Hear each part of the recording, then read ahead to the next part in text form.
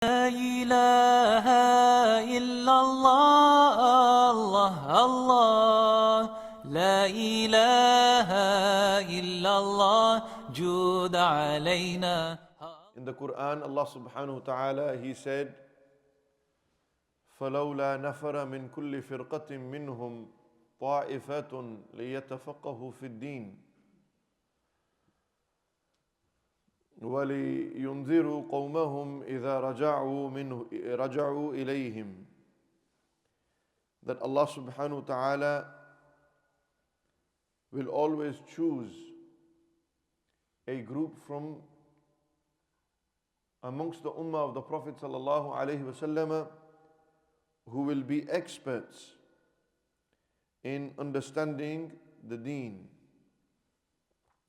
فَلَوْلَا نَفَرَ مِنْ كُلِّ فِرْقَةٍ مِّنْهُمْ طَائِفَةٌ. That there will always be a group from amongst them, يعني from the ummah, لِيَتَفَقَّهُوا فِي الدِّينِ. They will have deep, profound understanding of this religion. وَلِيُنذِرُوا قَوْمَهُمْ إِذَا رَجَعُوا إِلَيْهِمْ لَعَلَّهُمْ يَحْذَرُونَ. And then they will warn their people when they shall return to them. The scholars of the Quran, Mufassirin, the experts who interpret the verses of the Quran, explain them to the ummah. The likes of Al-Razi and Al-Qurtubi and Al-Suyuti and Ibn Jarir Al-Tabari, Abu Hayyan Al-Andalusi, great Mufassirun of the Quran, like Imam Al-Mawardi, they have explained and said that this verse of the Quran, Allah Almighty is specifically praising the scholars of this ummah, because He has explicitly and specifically singled out this group when He said, لِيَتَفَقَّهُوا فِي الدِّينِ طَائِفَةٌ لِيَتَفَقَّهُوا فِي الدِّينِ. A group that will have understanding of the deen. So people will go to fight in the way of Allah subhanahu wa ta'ala, the mujahideen. They will be in the way of Allah fighting. And then if every person went out to fight in Allah's way, who is going to teach the deen? There has to be some who will remain behind that will teach the deen. So here Allah Almighty is talking about them.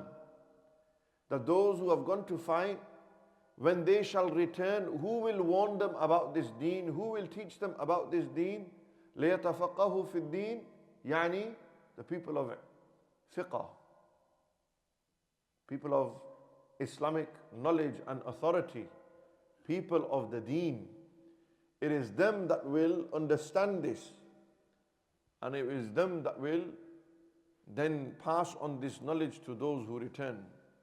This is why the Prophet sallallahu alaihi wasallam, he said, مَن يُرِدِ اللَّهُ بِهِ خَيْرًا يُفَقِّهُ فِي الدِّينِ. Whoever Allah Almighty wants good for, when Allah wants good for you, or for an individual amongst His servants, what does He do? مَن يُرِدِ اللَّهُ بِهِ خَيْرًا يُفَقِّهُ فِي الدِّينِ. Allah will give that person understanding of this religion. Tafaqquh fi deen, understanding of this religion, is not everyone's task. It's not given to anyone and everyone. Allah Almighty gives it to whom He wills. And who are they? They are the chosen people. They are the people of ilm, ahlul ilmi, ahlul ma'rifah, people of gnosis, people of knowledge of Allah, knowledge of Rasulullah sallallahu alaihi wasallam, people who have knowledge of the Kitab and the Sunnah, the Quran and the Hadith of Nabi alayhi salatu wasalam. Those who have this knowledge of the deen. This is a continuation of what I was talking about last Friday, about the importance of having tolerance in the deen and having understanding and knowing that there will be differences of opinions amongst the fuqaha in matters of furu'. Yani, Here Allah is telling us that there will always be a group within the ummah of the Prophet sallallahu alaihi wasallam who will have this profound understanding of the deen. Knowledge of this deen will be preserved through these people. Therefore, these people who have been chosen to preserve this ilm, this knowledge, from amongst the Sahaba, radiyallahu anhu, from the Ummah, it is first the Sahaba, the companions. Sayyidina Abu Huraira, Sayyidina Ibn Abbas, Sayyidina al-Mu'mineen Aisha, radiyallahu anhum, Sayyidina Mawla Ali, Sayyidina Abdullah ibn Mas'ud, Sayyidina Mu'adh bin Jabal, Sayyidina Ubay bin Ka'ab, Sayyidina Zayd bin Thabit. These are grand scholars of the Sahaba. Some of them were masters of hadith, understanding, narration of the Prophet ﷺ's words and sayings. Others were masters of and prolific in the understanding of the Quran and what the Quran means and what was understood from the Quran.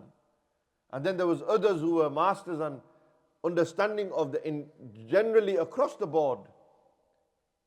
Like Sayyiduna Ali radiallahu anhu, he was an expert across the board. He was an expert in tafsir, he was an expert in hadith, he was an expert in fiqh. Even though these weren't sciences that were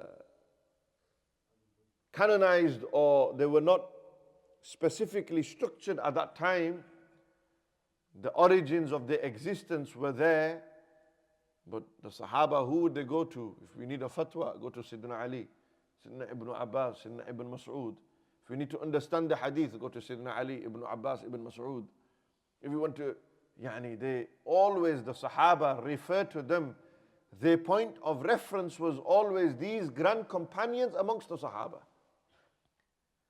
This is why the Prophet sallallahu alaihi wasallam, what did he say? He said, in honor of the ulama, the scholars, the men of knowledge, understanding of this deen, that innal ulama warathatul anbiya. Certainly it is the scholars that are the ones who are the inheritors of the prophets. And they do not inherit dirham or dinar. They do not inherit wealth from the prophets. Rather, they inherited something of great value. They inherit knowledge. It is the scholars who are the inheritors of the prophets, for they are the ones who inherit. What is the inheritance of the prophets? You have an estate. What is left in your estate as inheritance? A couple of properties, 4 or 5 bank accounts, £1,000 here, £200 there, £700 there, properties in Bangladesh, properties in Pakistan, land. You have all of this is your estate when you die. Then this will be distributed as inheritance to who? Your children. They'll what? Fight over it. They'll argue over it. If you do not settle this now in the dunya whilst you're alive, then you will leave issues for yourself. In the grave you will experience after. You will say, if only I had divided according to the Sharia what I had to give to my children, grandchildren, parents, whoever it may be, that is entitled to the inheritance. The prophets of Allah Almighty left inheritance. Where is the inheritance of the prophets? Grandfather has inheritance, father has inheritance, everyone leaves an inheritance. Some may leave nothing. They may have nothing at the time of their death. Sayyiduna Abu Darda radiyallahu anhu, very famous Sahabi. Sayyiduna Abu Darda. Abu Darda, his wife's name was Darda. He lived in Medina Munawwara. He accepted Islam. He fought in the battles. He, amongst the Sahaba radiyallahu anhum, he had a very unique position. He was known as, today a man of righteousness and piety. What do we say to them? Sufi Sahab. Ye Sufi Sahab hain, bahut buzurg aadmi hain, bahut deendar hain, bahut taqwa hai, very righteous, very pious. Dunya se koi lalach nahi hai. No love for the dunya, no attachment for the dunya. Very simple dress, very simple clothes, very simple car. You know, this guy is not from this time, he's not from the modern world, he is from the back in the days. When you see someone like this of simplicity, you know, we say he's a man of great righteousness and piety.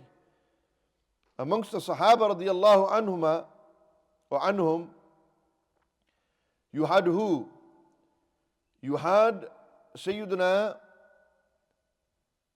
Abu Darda radiallahu anhu. His actual name was Uwaymir.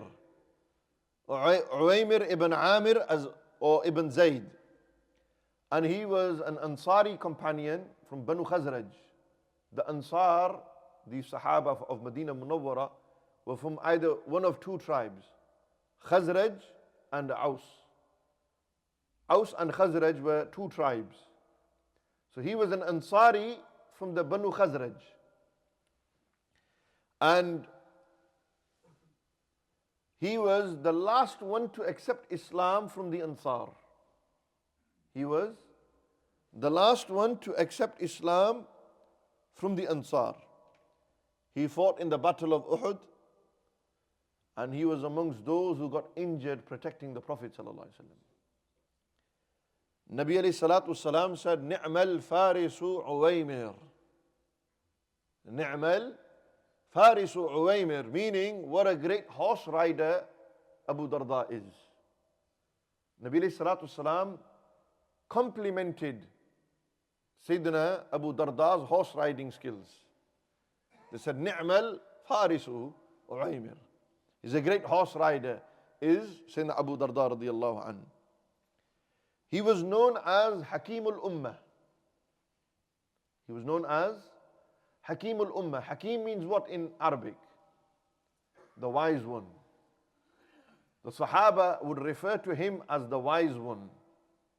He had profound amount of wisdom. And wisdom does not come from reading books. Wisdom. Hikmah. وَمَنْ يُؤْتَ الْحِكْمَةَ فَقَدْ أُوتِيَ خَيْرًا كَثِيرًا. Who Allah gives wisdom to, He's given abundance of good. Wisdom from experience, wisdom comes from knowledge, wisdom comes from Allah subhanahu wa ta'ala. This white hair you see on the faces of our elders is a sign of wisdom. Except those who color them. Those who color them, they want to hide their wisdom. My hair is going white from my head. My beard hasn't got there yet. I have so many white hairs. The stress of life is not a sign of wisdom, it's stress. But mashallah, you see white hair, it's a sign that your time is very close. Some people are 20 years old, 30 years old, and they have white hair. So it's a sign of wisdom, they say. Not necessarily, but nevertheless. Hikmah, wisdom. He was known as Hakimul Ummah, the wise one of the Ummah. Sayyidina Abu Darda. He was also known as Sayyidul Fuqara. He is the leader of the Fuqara, Faqir. Nabi alayhi salatu salam, in the saying, it is reported or attributed to them that said, Al-Faqru Fakhri. Faqr. Here we don't say, and we don't interpret this to mean the Prophet ﷺ was poor. No. He ﷺ was the richest of them all. In wealth, in knowledge, in wisdom, in everything, sallallahu alayhi wasallam is a'la and awla. But when we refer to Nabi alayhi salatu salam and they said al-faqru fakhri, that faqr is my pride. My joy is in what? He sallallahu alayhi wasallam, a night would not pass except whatever came in the day they gave to the poor.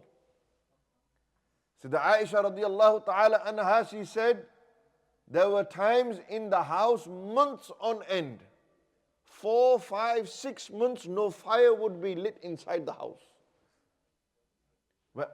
A sign of lighting fire in the house means you have meat, you have food, you have water, you have cooking.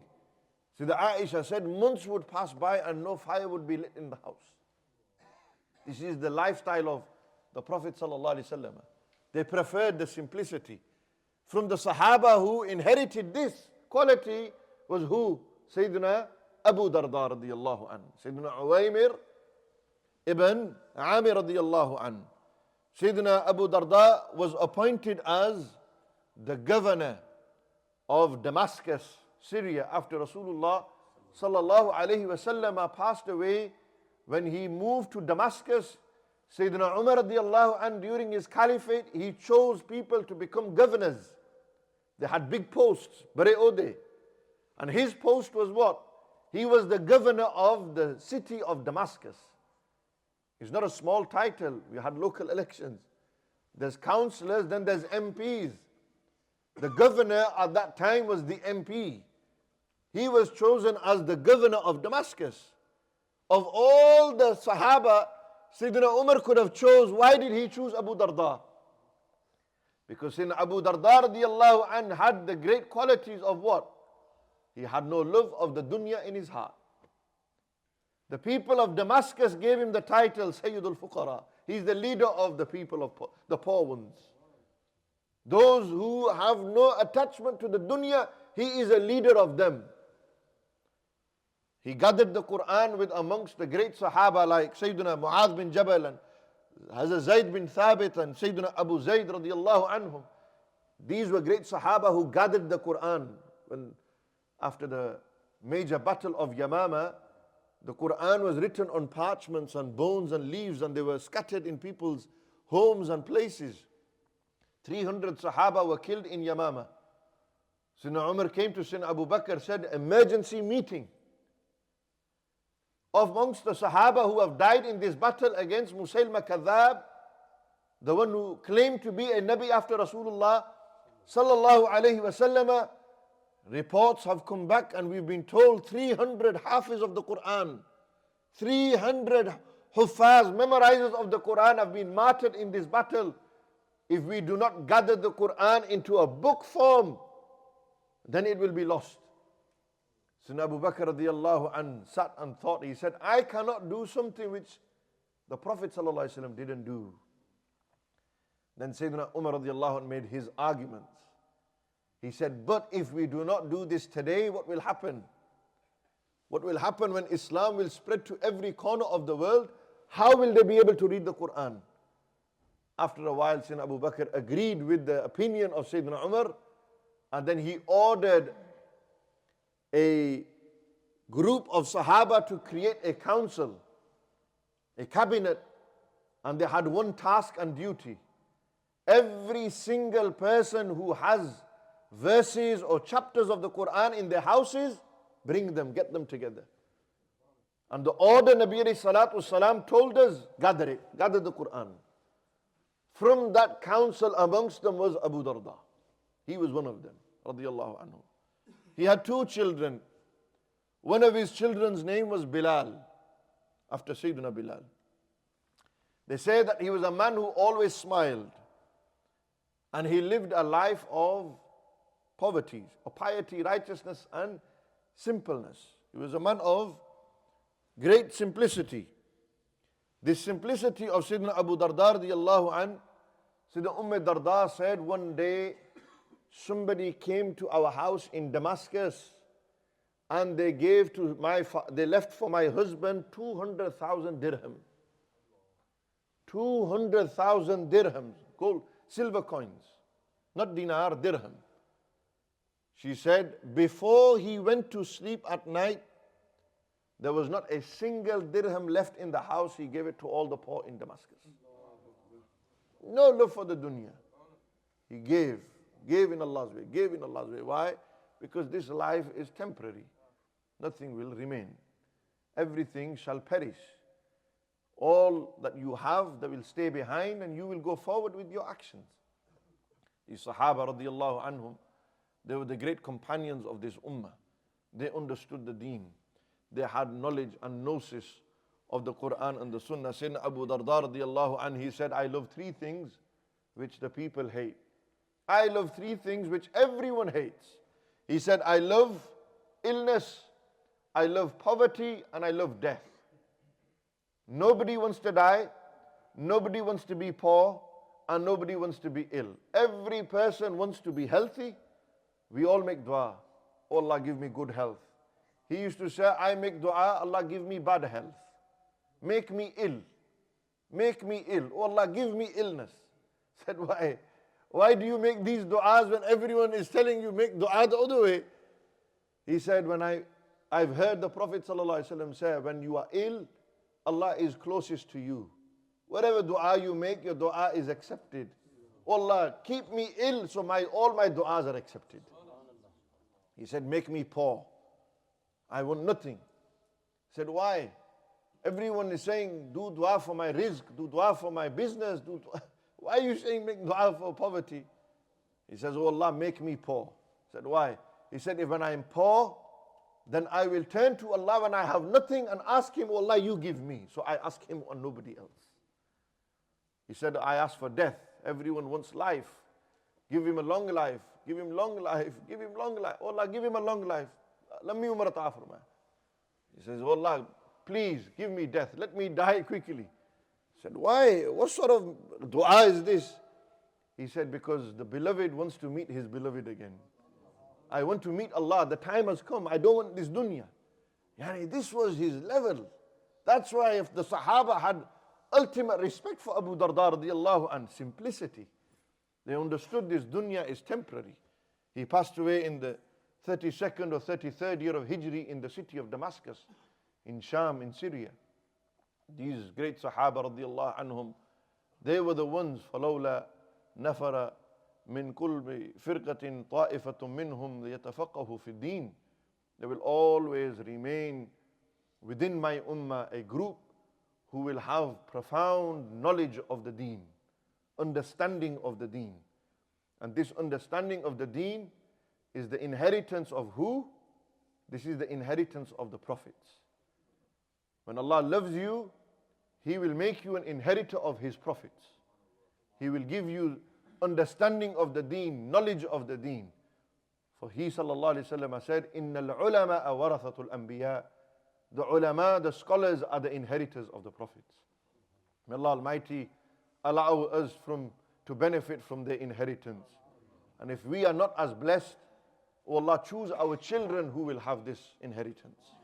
This is the greatest of inheritance, the inheritance of ilmun nabawi, the prophetic knowledge, the inheritance from the prophets of Allah subhanahu wa ta'ala. Wa sallallahu ta'ala ala khayri khalqihi sayyidina wa nabiyina Muhammadin wa ala alihi wa sahbihi ajma'in. Allah, Allah, la ilaha illallah, jud alayna.